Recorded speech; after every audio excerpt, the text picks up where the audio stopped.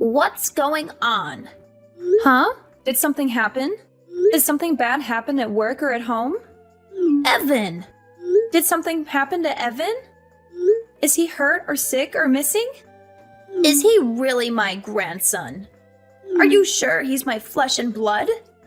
Yes, of course he is. Why would you even doubt that? He's your son's child, and he looks just like him. Oh, really? I wouldn't know because I've never seen him. Why are you sheltering him from me and the rest of the world? Your parenting practices are very questionable. You're keeping him away from me and from other people who could teach him valuable lessons and skills. I'm not sheltering him from anyone. Whenever we walk around the neighborhood, I make sure he says hello to all of our neighbors. I'm not trying to prevent you from seeing him or anything. We just went over to your house 2 weeks ago. You're exaggerating and being paranoid. That's not enough. He's going to know the people in his neighborhood better than he knows his own grandmother. You're being very inconsiderate. Think about how that looks for me. You're depriving him of a close bond with me and a sense of family and tradition. Mom, listen. We've discussed this before. Wanting to see your grandchild is one thing. It's totally different to want to see your grandson so you can force him to do what you want. You invited him over, saying you wanted to play, but you made him rearrange your living room with you. You tell everyone he's going to Harvard, so you force him to study instead of letting him play outside. It's no wonder he doesn't want to come over that much. You use him as a tool to fulfill your own agenda and to impress others. You don't let him have fun or be himself.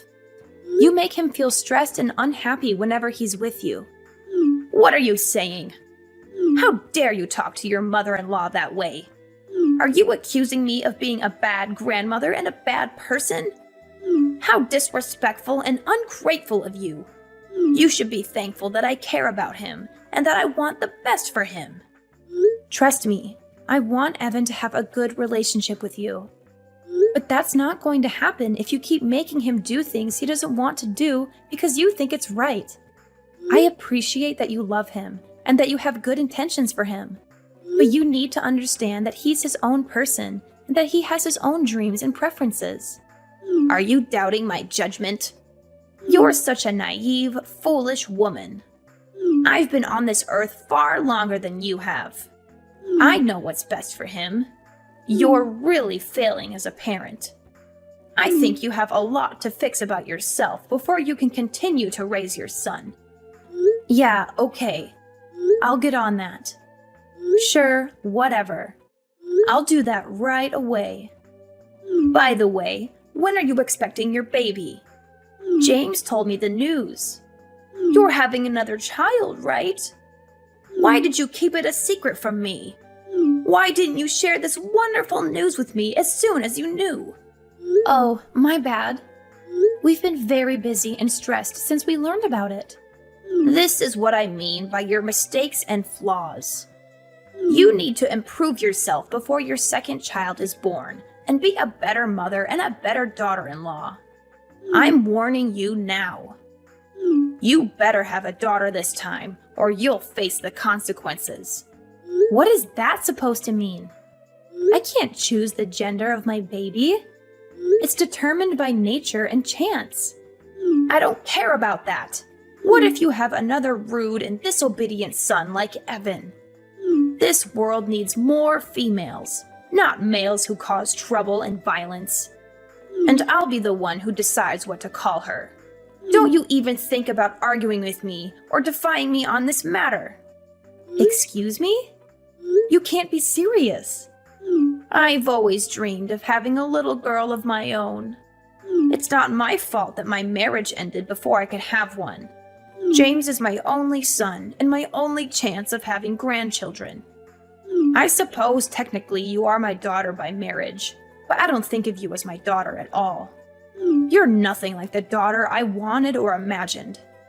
Just give me this one small thing. Won't you let me fulfill my lifelong wish? So basically you're saying, shut up, I'm going to choose your daughter's name. Is that about right? Exactly. Yes, that's exactly what I'm saying. Wow. The parents of a child are the ones who name it. Have I made myself clear? A mother-in-law's authority is supreme. Everyone knows a daughter-in-law must obey whatever her mother-in-law demands. I won't tolerate any arguments or complaints from you. It's already settled. I'll be accompanying James when he comes to see you in the hospital, and I'll inform the doctors of the name I've selected for her. Let me know as soon as possible if you're having a son or a daughter. Do you understand what I'm saying? You're having a boy? Yes. I told you that I wanted you to have a girl. You're useless. I heard James was so disappointed like I was. Mom, I don't care if I have a boy or a girl. No matter which it is, I'll love them the same. I've never seen James like that before. He went into a rage and was screaming at the top of his lungs. He did that? Yes, he did. He was screaming, "Why isn't it a girl? Do something, you pathetic excuse for a doctor." He grabbed the doctor by his jacket and screamed in his face. It took 4 nurses to get them separated. Then he directed his anger at me. He screamed at me until he lost his voice, then stormed out and went home. He went that crazy just because we aren't having a girl. He didn't listen to me at all. Maybe if you talk to him, you could calm him down. I'm not going to do that. What? Oh, based on what you're saying, James did nothing wrong. He feels the same way I do. We both want a girl. I tried telling that to the doctor too, but I guess he didn't listen. I've been calling him every day. You have? What do you think he could do? Of course I've been calling him. What good is he if he couldn't make you have a girl? James's reaction was only natural. A hospital is nothing more than a service, and we're the customers. Are you insane? I can't believe this. Do you really think the doctor could do anything about me having a boy or a girl? Nonsense! I did my research. Science and medicine have come a long way. Shut your mouth if you don't know what you're talking about. Ugh, another boy. Have you thought about terminating it? Absolutely not. What's going through your head? All right, then I guess we have no other options here. You need to give that baby a sex change. That is the most insane sentence I've ever heard anyone say. Why? People do it all the time. I was born a boy, but in my heart I'm a girl, blah blah blah. Haven't you heard anyone say that? People get surgery for it all the time. We're just going to save time and do it right after he's born. Don't worry, I'll pay for it all. That's what I decided, and my word is final. Understood? Kathy, are you listening? Yeah, I just had to go and throw up. Don't try to fake morning sickness. You're not fooling me. Everyone knows there's no such thing as morning sickness with your second child. It's not morning sickness. What you just said literally made my stomach turn over and made me sick. What do you mean? I've never heard anyone say something so horrible and disgusting as changing a baby's gender the second it's born. Aside from the fact that you've gone and decided that selfishly on your own, do you think there's any doctor on earth who would perform that surgery? Ugh, there's another one of your flaws coming out. You have no idea what the modern world is like. I told James not to marry you. I wish you would have listened. If you don't change that attitude, I'll be forced to take drastic measures. Go ahead. I'm sick of talking to you and listening to your ridiculous and horrific demands. I'm not listening to another word. Kathy, is everything okay? You seem a bit off lately. What do you mean? Yeah, everything's okay, I guess. Why do you ask? What's with all this stuff that just got sent to our house? It's like someone is moving in. I don't remember sending you anything. Are you sure it's for us? It's not a package. It's suitcases and boxes. It just showed up. A moving truck showed up and unloaded about 10 boxes and suitcases. They're labeled clothes and furniture. What do you mean? I didn't send anything like that. Huh? You don't know what I'm talking about? I opened one of the boxes, and your clothes and bags and a bunch of other stuff were inside. It looks like it was all just thrown in. None of it is folded. What? That's so strange. I have no idea why that would be sent to your house. Do you have any idea why all of this would be sent here? Is everything going all right with James? Mom, I'm going to come stay with you and Dad, if that's okay. I have off for the next 2 days. James and I are going through some stuff right now. Of course, no problem. I'm here if you want to talk about what's going on. We'll make sure everything is ready for you when you get here. Hey, Kathy. Did everything make it to your parents' house? I knew you were behind this. No need to repay me for the moving truck. It was my pleasure. Of course, James thought it was a good idea, too. We sent over the divorce papers, too. They'll probably arrive tomorrow. Be a good girl and sign them ASAP. Divorce papers? James and I haven't decided on anything regarding a divorce. That's something a husband and wife decide, not the mother-in-law. No need to talk. James has already said that that's what he wants. He told me to text you because he doesn't want to talk to you. Is that so? Isn't he concerned at all about his children? Oh, you mean that little brat and the fetus inside you? He said you can have them. He said he doesn't need them anymore. Don't worry, he agreed to pay child support. Ugh, whatever. I'll sign the papers and bring them down to the courthouse tomorrow afternoon. Would you look at that? As soon as money comes into the conversation, you agree right away. You are not even trying to hide the fact that you're after his money. I don't care about that money. My dad's right next to me and has been reading this conversation. I'm taking his advice to get rid of that pathetic husband and his wretched mother. Money is an afterthought. Plus, my dad said he'd figure something out in regards to money. Your father said that? As in, your father, the real estate agent, said he'd take care of money. He's never given your James a cent up until now. He said he wanted us to learn the value of $1 on our own before he helped us out at all. I respected his choice to not give us any handouts. We never needed any help anyway, because I make a good salary at my job. But now if he helps me financially, I won't need any money from you two monsters. Well, isn't that nice? Daddy coming in to save the day, saving you from the evil villains you're making us out to be. That's ironic, since you're the only one who's to blame for all of this. You're the one who just couldn't make my wish come true and have a girl. I've got to ask, why are you so obsessed with me having a girl? Well, isn't it obvious?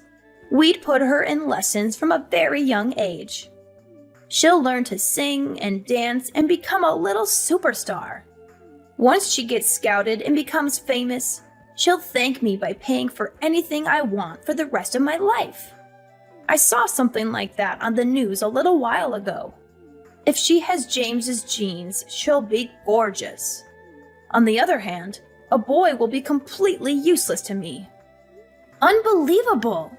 You only care about how to use the child for your own personal gain.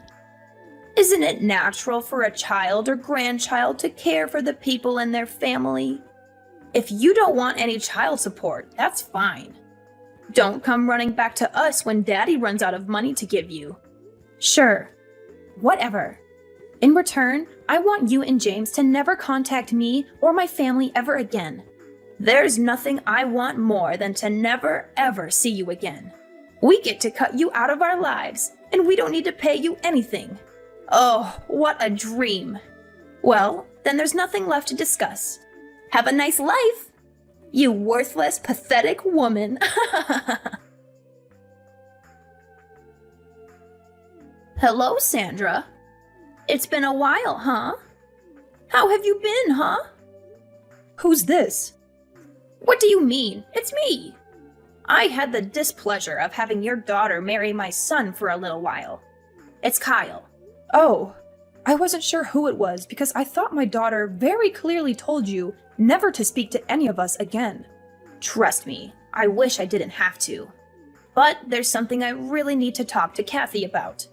For some reason, I can't get a hold of her. Is that right? So what could you possibly have to tell my daughter? Well, James got married last year. I see. Congrats. It's nothing to congratulate me on. What's that supposed to mean? His new wife is awful. She doesn't listen to anything I say. She always talks back to James, too. She's too abrasive and dismissive of our advice and requests. Oh boy. Sounds like a real problem. The worst part about it is she doesn't want to have any kids. Well, it's becoming more and more common these days for married couples to decide on not having kids. I don't care about other couples. Isn't it a woman's duty to listen to her mother-in-law's wishes? It's completely unacceptable. So that's what I wanted to talk to Kathy about. I was wondering if Kathy could take James back. Excuse me? In a few years, I think I'm really going to slow down. I'll need someone to look after me. I don't think this new woman is going to help me at all. So let me get this straight. You want Kathy to come back so she can take care of you when you get old and feeble? Oh, not just that. If she comes back, I'll forgive her for having a boy instead of a girl like I wanted. I won't say anything else about her having a girl. What do you think? I don't even have to ask her. It's a resounding no. What? He's married now. What is he going to do about his new wife? Well, of course I'll have them get divorced. She's not a good fit at all in this family. That's what I thought. I don't think there's a woman on earth that's a good match for your family. Pardon me? Actually, I'll put it this way. You and your son are not a good match for my daughter.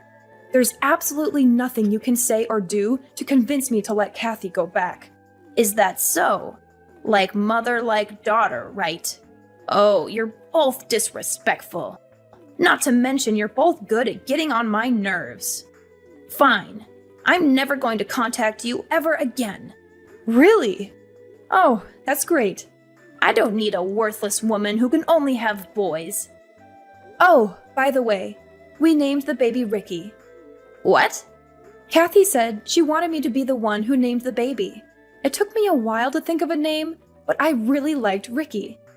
Once she was born, she really did look like a Ricky. What are you talking about? Wait 1 second. Yes? Your daughter had a boy, didn't she? Nope, it was a girl. What? You didn't know? Of course not. The doctor said she was having a boy. Oh, that's right. Turns out the first ultrasound didn't get the best view of the baby. After the third checkup, the doctor confirmed she was having a girl. Oh, she's the cutest little girl on earth. She really resembles my daughter. I don't believe you. I know you're lying to get on my nerves. I'll have to come over there and see for myself. Do not come anywhere near us. If you really don't believe me, I could send you a picture. Never mind. Not going to happen. We've decided as a family to keep my granddaughter's identity private. There are a lot of crazy people in the world, you being one of them. Did she really have a girl? Yes, she did. Speaking of little Ricky, I have to go pick her up from preschool. Wait a second. Okay? Sandra, please. What? My life these days has been miserable because of my son's new wife. My son doesn't do much for me anymore either. There's a chance they might kick me out of their house. Oh, I was hoping you could welcome me into your family. It's not fair. Why do you get to see your grandchildren every day?